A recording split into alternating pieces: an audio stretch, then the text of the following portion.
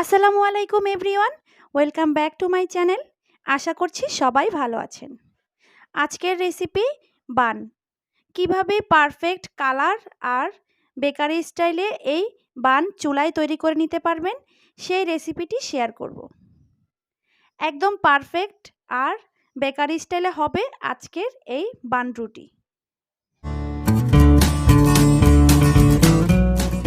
একটি মিক্সিং বলে দিয়ে দিচ্ছি 2 কাপ আটা। এই বান রুটিটা আটা বা ময়দা যে কোনো কিছু দিয়েই তৈরি করা যাবে। সেই ক্ষেত্রে ভালো একটা ইস্ট নিতে হবে। ভালো ব্র্যান্ডের ইস্ট ব্যবহার করলে আটা দিয়েও খুব সুন্দর বান রুটি তৈরি করে নেওয়া যায়। দিয়ে দিচ্ছি 1 টেবিল চামচ ইস্ট, স্বাদ মতো লবণ, 2 টেবিল চামচ চিনি,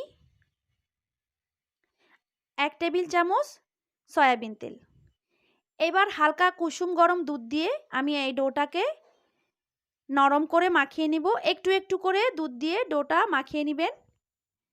একদম নরম থকথকে একটা ডো তৈরি করে নেব। খুবই আঠালো একটা ডো তৈরি করে নিয়েছি।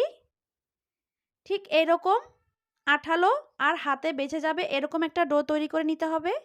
এখন আমি আবারও 1 টেবিল চামচ তেল দিয়ে এই ডোটাকে ভালো করে কিছুক্ষণ মথে নেব।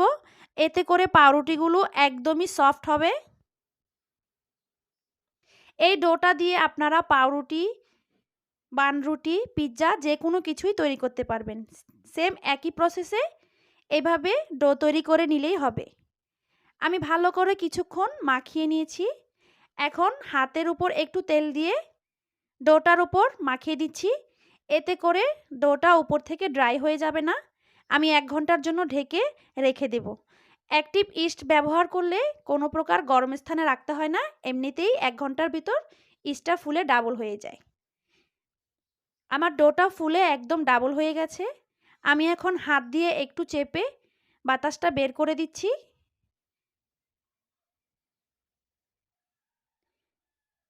ভালো করে চেপে আমি আবারও কিছুক্ষণ বাতাসটা বের করে ডোটাকে মথে নিব।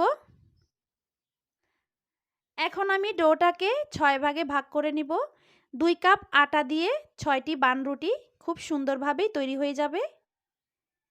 এবার আমি একটি একটি করে বানের পিস নিয়ে এভাবে ঘুরিয়ে ঘুরিয়ে গোল শেপ করে নেব। এতে করে বানটা ভিতর থেকে খুব সুন্দরভাবে ফুলবে আর সফট হবে। উপর থেকে একটি মসৃণ ভাব আসবে। আমি একইভাবে সবগুলো বানই তৈরি করে নিয়েছি।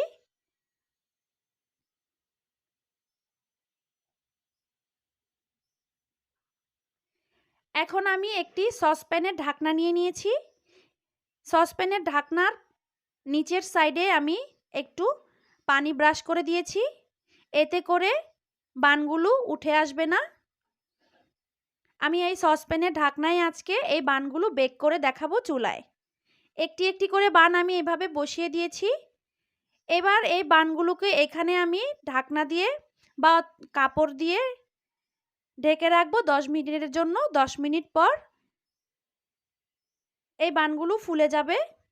10 মিনিট হয়ে গেছে, বানগুলো অনেকটাই ফুলে উঠেছে। এখন আমি এই বানের ওপর কালার আনার জন্য ডিমের কুসুম ব্রাশ করে দিচ্ছি। আপনারা চাইলে এখানে লিকুইড দুধও দিতে পারেন, তবে ডিমের কুসুমটা দিলেই খুব সুন্দর কালার আসে। আর দিয়ে দিচ্ছি সাদা তিল। যেহেতু বেকারি স্টাইলে তৈরি করছি এই জন্য সাদা তিল দিয়ে দিচ্ছি, দেখতে খুব ভালো লাগবে।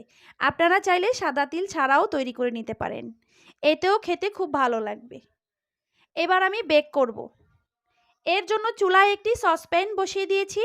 আমি সসপ্যানটাকে আগে থেকে গরম করে নিয়েছি। এবার সসপ্যানের উপর ঠিক এভাবে আমি বানের ঢাকনাটা বসিয়ে দিয়েছি।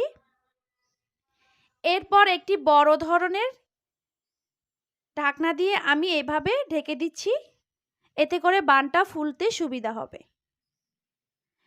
আমি 20 মিনিট পর বানটাকে তুলে দেখছি, বানটা উপর থেকে একদমই ঠিকমতো হয়ে গেছে। এবার কালার আনার জন্য আমি ঠিক এভাবে উল্টে আরও 10 মিনিট রেখে দিব। এতে করে সুন্দর কালার চলে আসবে।